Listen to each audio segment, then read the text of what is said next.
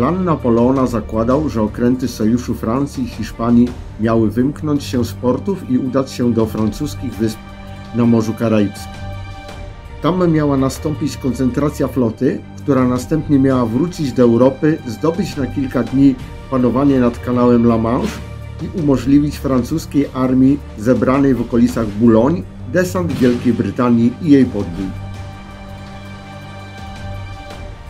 Pierwsza część planu udała się częściowo i silne zgrupowanie okrętów dotarło na Morze Karaibskie. W trakcie powrotu do Europy starły się u wybrzeży Hiszpanii z okrętami angielskimi. 22 lipca 1805 roku w bitwie morskiej pod Finisterre.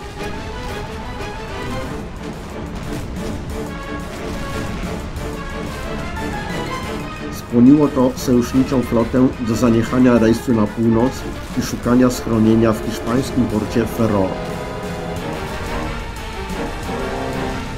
Francuski admirał Pierre Vinelève z obawy przed brytyjską flotą popłynął jednak na południe, by szukać schronienia w Kadyksie. 26 sierpnia Napoleon, decydując się, że nie może dłużej czekać na flotę, porzucił myśl o inwazji na Wielką Brytanię. Zwinął obóz swojej armii i pomaszerował z nią na wschód, by prowadzić działania wojenne przeciw Austrii. Francusko-hiszpańska flota została zablokowana przez admirała Horatio Nelsona w Kadyksie. 16 września Napoleon rozkazał flocie natychmiast opuścić Kadyks i popłynąć do Neapolu. Vinelève zwlekał z wykonaniem rozkazu z obawy przed bitwą z flotą brytyjską. Aż do momentu, gdy dowiedział się, że Napoleon zdecydował o odebraniu mu dowództwa nad flotą.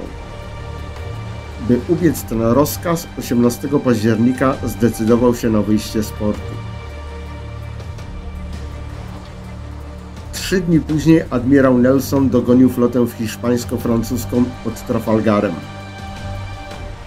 Sprzymierzeni posiadali 33 okręty liniowe i 7 fregat.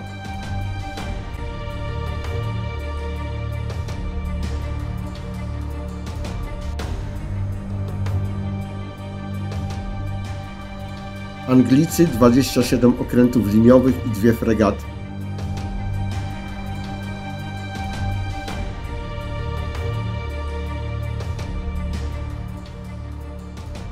Nelson widzi szyk liniowy, decyduje o ataku.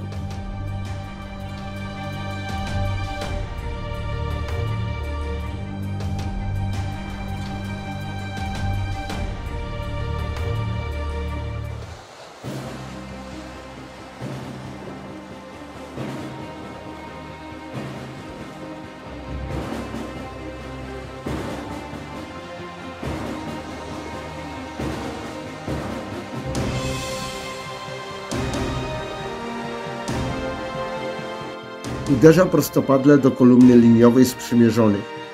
Manewr ten ryzykowny, ale może dać przewagę Brytyjczykom. -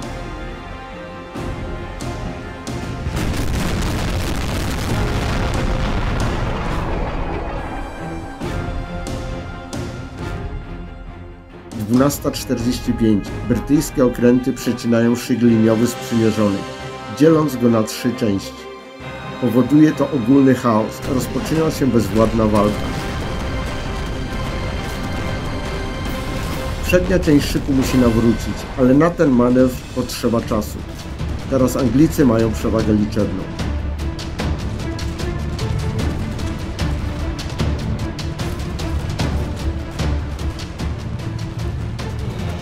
Francuzi działali tradycyjnie, strzelając w maszty oraz kielunek na okrętach przeciwnika. Tymczasem kanonierzy angielscy przygotowują działa 3 razy szybciej. Bez skrupułów celowali w kadłub okrętów wroga, powodując ogromne straty wśród załóg i szkody na pokładach działowych. Decydujące znaczenie ma tutaj lepsze wyszkolenie załóg brytyjskich.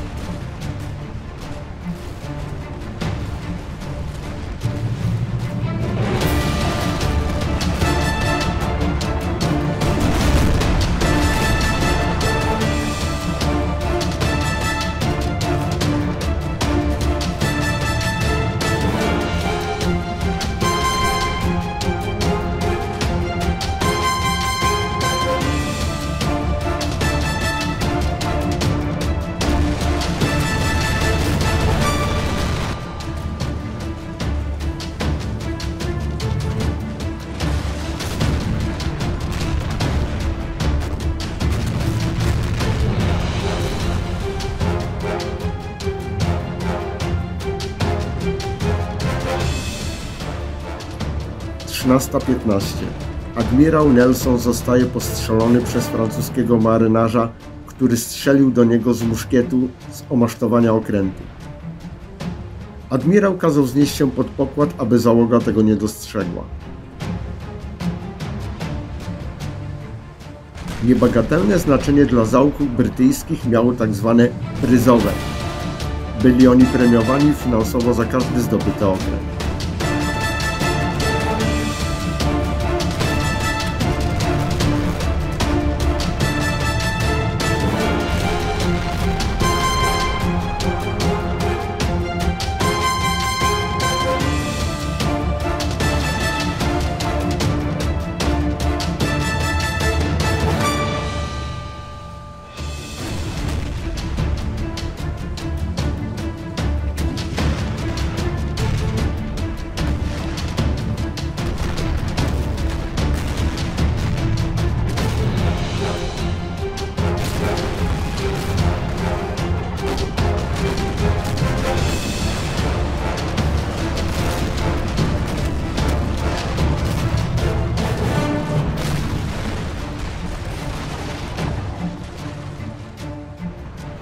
Admirał Nelson zmarł o 16:30, gdy bitwa była już wygrana.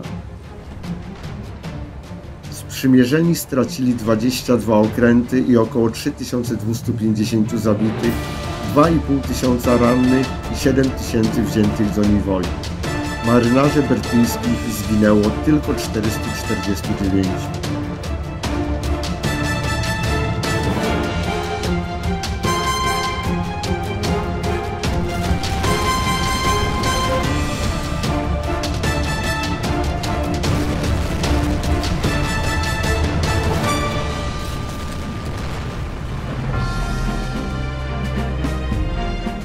Brytyjskie zwycięstwo pod Trafalgarem obrosło legendą i spowodowało, że Napoleon definitywnie zrezygnował z inwazji na Wyspy Brytyjskie.